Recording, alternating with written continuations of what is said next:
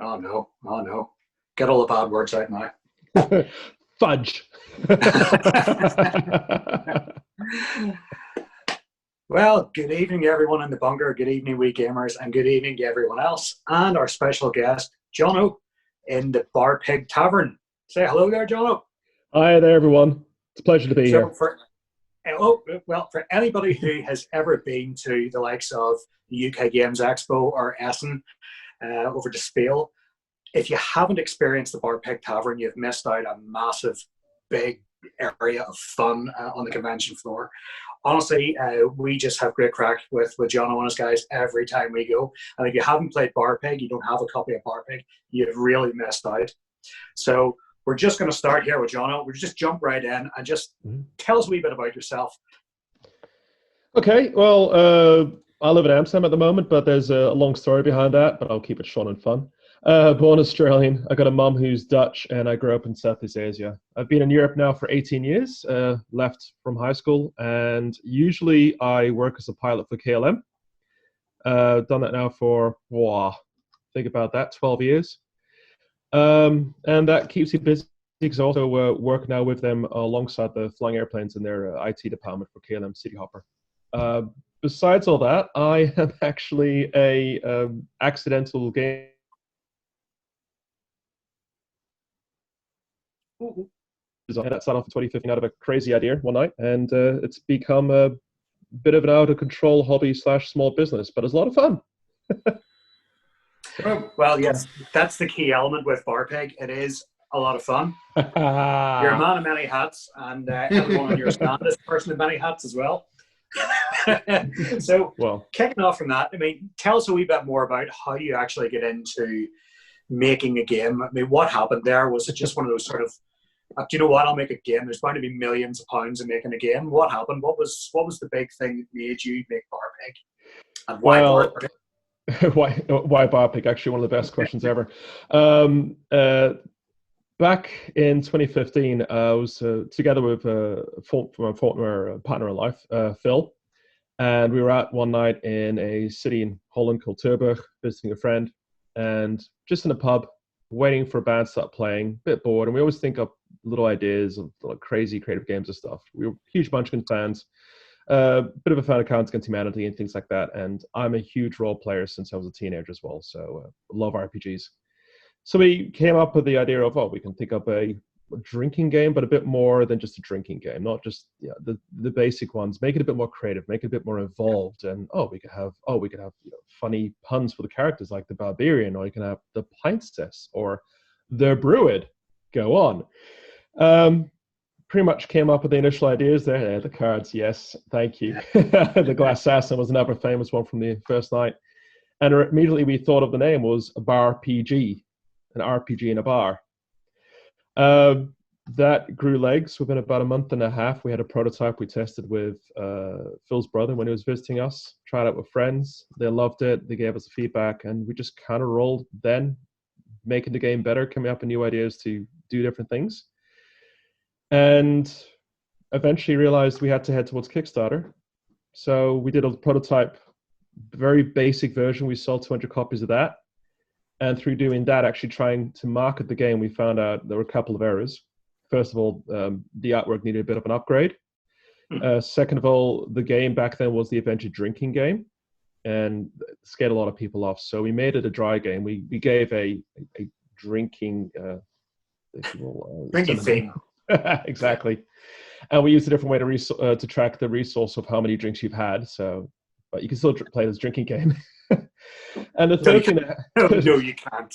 No, you can't. No, no, you can't. No. Stop playing. Oh, you can't see him. Oh no. No, you can't. You can't.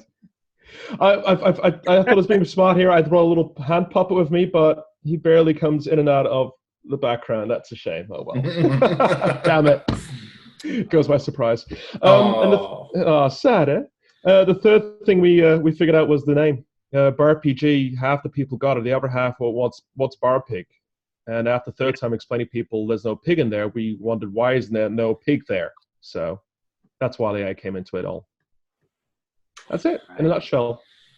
how people can't understand BarPG. You know, they're not the kind of people you meet. You know.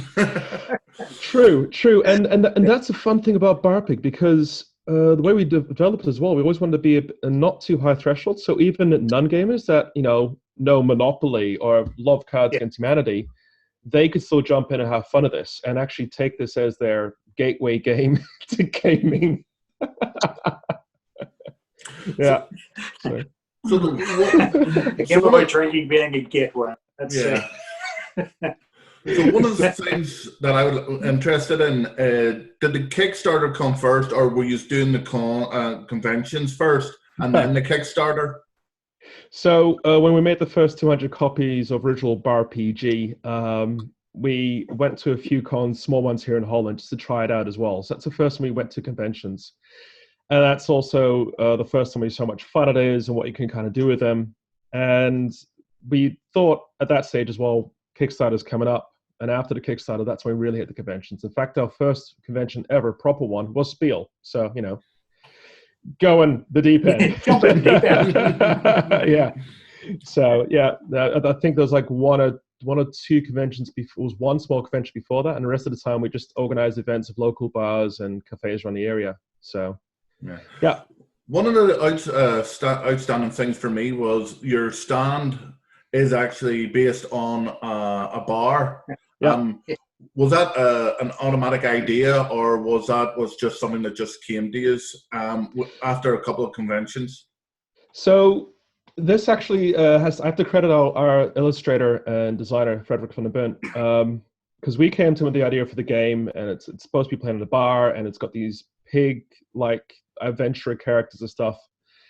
And we gave him the brief, like, this is what we're looking at, how can you help us? And when he came back to us 2 weeks later for our first meeting to show the potential he could do, the first thing he showed us was the design of our BarPig logo.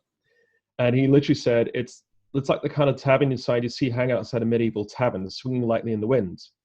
And I envisioned all these pigs in a bar inside this tavern. And Phil and I both went, why do we think of that? That makes perfect sense. It's brilliant. Let's do it. We carried that theme through everything in our game, everything we do. Like I said, the stand, Spiel, the first time we were there, we had it dressed up as a tavern. I rented a bar. We got barrel tables rented. And the background you see behind me, we've actually got that in a massive 7 by 2.5 meter background, drapery, if you will, which goes with us to every convention now. Yeah. We've been there a few times. Yeah, you have. You guys have also seen the latest bar, which is the one I built myself, and it's fully foldable, but we use it all the time as well. And if Corona hadn't happened, I would have been hard at work at building barrel tables right now, portable ones for the cons, instead of renting them. So yes, yeah. But that's something for later. One thing I will say, whenever you walk past your bar or your booth, let's just say bar, is that there's always people jumping about, making a fool of themselves, dancing, even singing, just going completely mad. I mean, there's a lot of booths you go to, and there's people just sitting at a table, being nice and well behaved and playing a game quietly.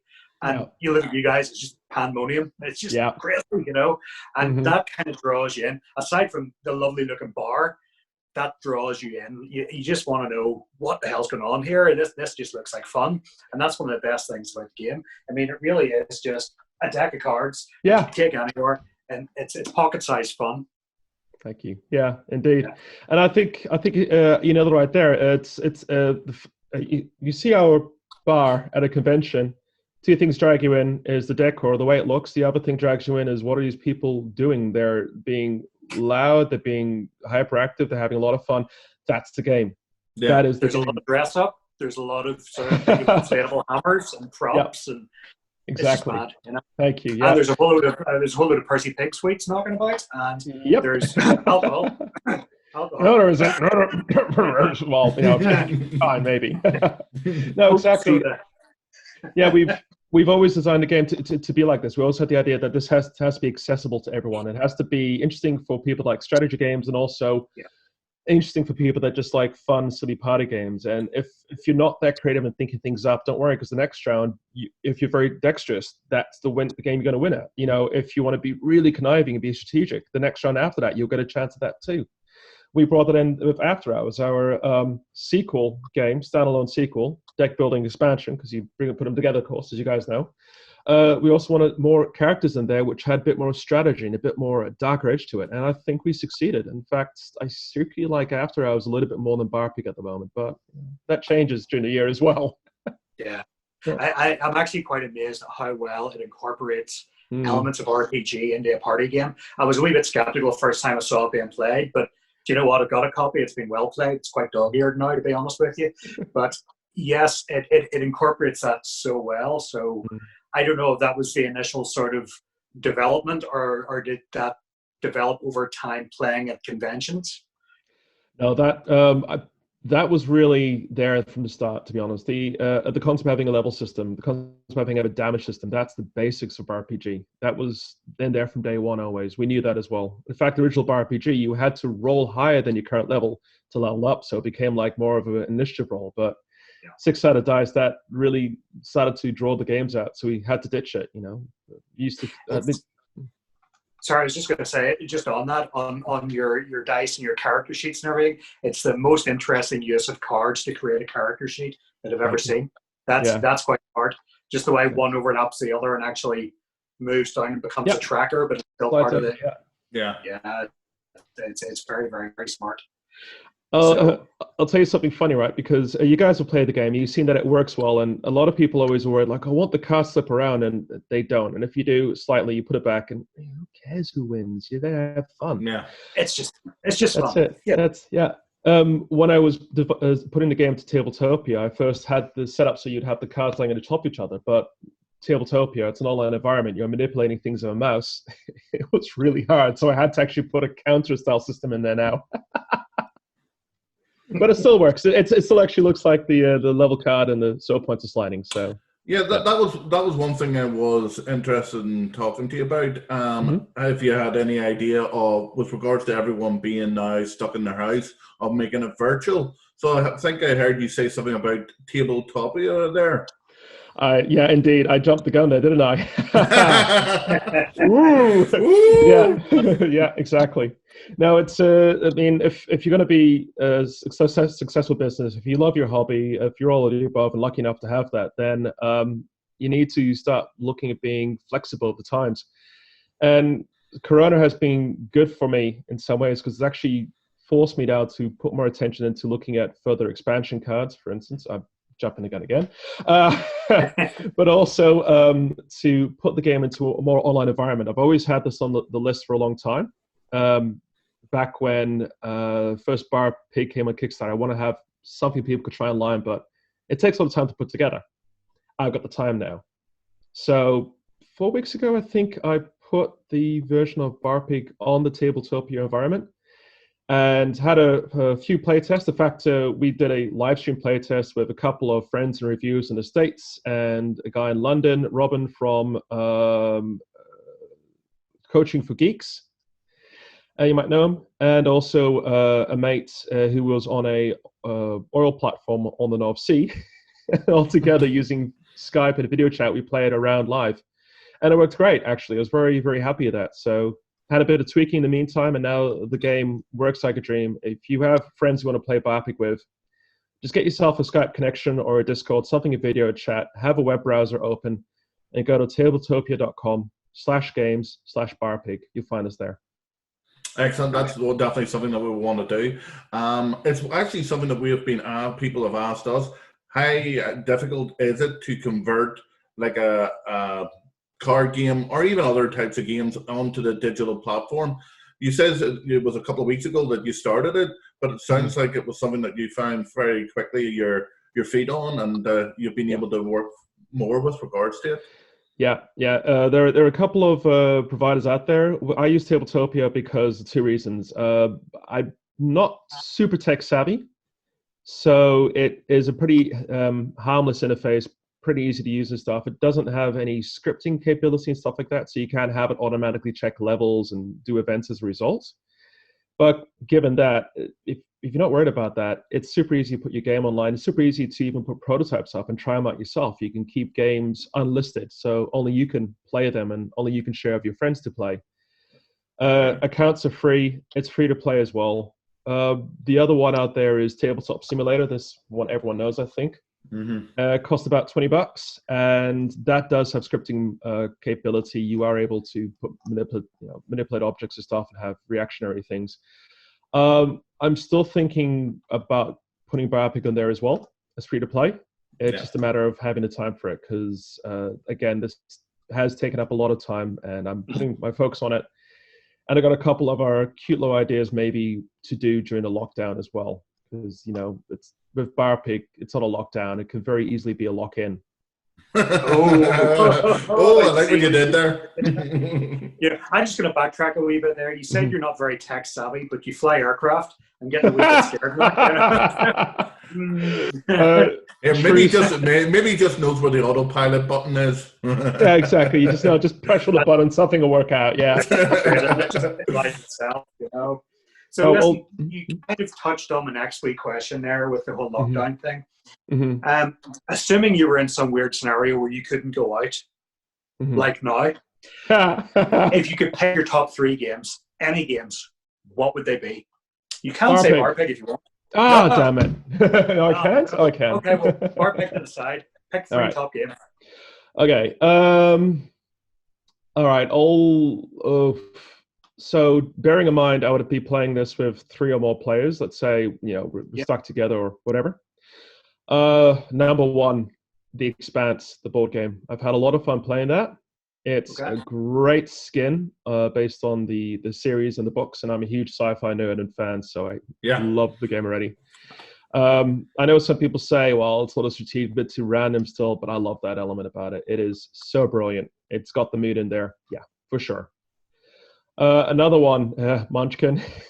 Yeah, Munchkin's terrible game. It's great, but it's so shit. I love it because it's so shit. Honestly, kudos to Steve Jackson and the team. They've done a great job. They did a great job marketing it. Like, they're more expensive there than you could throw your hat at. But I think Munchkin, and especially Adventure Time Munchkin, that's a really fun skin, and it's got a very good balanced factor to it. You won't spend hours playing that. You'll spend the right amount of time. And it's got Adventure Time. Who doesn't like that? So, 3, right? 3. Third. Yeah. Brendan Fowers, game designer, has made a game called Now Boarding. It's cooperative. You have to control aircraft across a little map of the United States, try and carry passengers from one side to the other. Probably guess why I like it. But it's also really nicely illustrated. It's nice kind of 1960s aviation postage feel to it. It's got a fun light color to it, and it does well. It's a really fun game. So that's a good one. Yeah. So that last one I haven't heard of before, and it sounds like one I'd be interested in finding out more about. The Expanse, it's on my wish list. Trying to get these guys obviously into it as well, so hopefully maybe Justin might be talked into trying it out, maybe ban it. Do it for sure. Yeah, the funny thing about me with board games is I kind of got into the board game world a little bit late, to be honest. I got in only in 2012, I think it was, with Cards Against Humanity, but I just kind of creeped into it, and I've never played Catan. Never. I've never played Ticket to Ride. All my games are Kickstarter projects I've looked at and I think are fun, interesting, give them a go. And, 9 out of 10, it's been a really, really fun ride. And I've got to play games that other people say, oh, that's great. That's just like Catan, only a little bit different and more fun like that. And I go, oh, okay, cool. I know what Catan's like now. There's nothing wrong with it. I mean, there are that many games out there, and yes, there's a lot of overlap. Yeah. Just because Catan was there kind of first, or at least a way back down the line, doesn't mean to say like a similar game or a reskin is going to be any better or different. Whatever. Yeah, exactly. You find a theme, whatever you like, go with it. And I think that's very true. I mean, that's why I always laugh when I see shelfies, because I love them. They're great. They tell so much about the person who's, in board games and stuff, and what kind of board games they really like, and what it says about them, and, the likes in there. That. So that's a couple of times now you talked about Kickstarter or something similar. I know that you kickstarted your own game. How did you find the experience? Well, cut the gray hairs. I can be the worst enemy for myself sometimes. I'm a bit of a perfectionist and a completist. So running a Kickstarter campaign, bittersweet.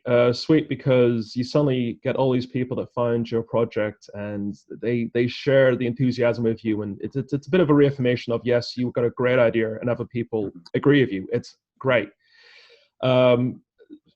Bitter because it is nerve-wracking, especially when you need to get that initial goal, and if you need the funding after that, how many stretch goals you get. If you don't watch yourself, you'll check your graph every half hour, and you go to bed checking it, and you won't be able to sleep some nights. But I think of that with any major campaign project stuff, and after the first week, you kind of get in the swing of it too. Good friends of ours, Black Box Adventures, just launched their new Kickstarter on Tuesday. Yes, I spoke to Vicky just the other night. Wonderful. Yeah. She's so sweet, isn't she? I love her. Absolute bundle of joy, and I'm so proud. Do you know what level, how much they've been funded now? It's insane. Yeah, it was like 4 hours it reached its goal. Yeah, and something like that. Yeah. I last checked, they're over 125,000. I'm so jealous. But I can imagine that. Stop releasing small games. Do a big game. Yeah, I know. Yeah. It's the writing's on the wall, right? If it's a small game, you can't ask €100 for it. But again, but honestly, their game packs a punch. I mean, they've always made really, really good quality and good value games. We've, of course, funded all the ones they've had before, and I've always had fun playing every single one of them. So I have noticed at Birmingham and Germany that you always seem to have your bar booth near them. Yeah. Do you travel together? What's the story there? No, it's Birmingham. We did collaborate. We actually shared the stand space together as two companies. Right. We tried to work together where we can. Sometimes like that. Spiel.